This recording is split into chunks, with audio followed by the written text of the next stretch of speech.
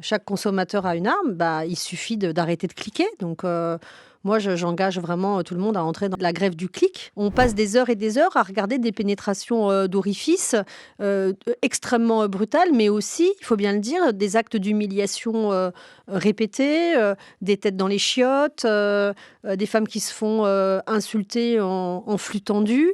Donc tout ça, pour moi, c'est du porno d'abattage. Qu'est-ce que ça veut dire précisément? Ça veut dire que pour abaisser les coûts, on réduit, comme ça a été le cas dans la prostitution, finalement l'activité à la passe. C'est des scénettes, très courtes, ultra violentes, qui se répètent sans lien entre elles à l'infini. Moi, en travaillant, de longues années sur les féminicides dans une perspective mondiale, j'ai bien, compris en fait que cette nouvelle pornographie, si tant est même que ce mot a du sens en réalité, elle procède donc, vraiment d'une riposte et dont les pornographes ne se cachent pas d'ailleurs, parce que quand on les écoute, ils le disent, hein, ils disent que, en fait, ils montrent ce qu'ils pensent que les hommes veulent voir, c'est-à-dire de la violence, contre les femmes et de la violence de plus en plus, extrême.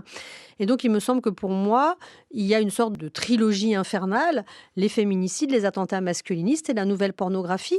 Et en fait, c'est vraiment, ça marche ensemble, si je puis dire. Chaque consommateur a une arme, il suffit d'arrêter de cliquer. Donc, moi, j'engage vraiment tout le monde à entrer dans la grève du clic, parce que la meilleure manière d'assécher le milieu en question, c'est le nerf de la guerre, c'est l'argent. Donc, faut arrêter de cliquer. Et on veut faire au travers de ce livre, c'est justement préparer l'opinion publique au fait qu'il n'y a pas de bonnes ou de mauvaises victimes.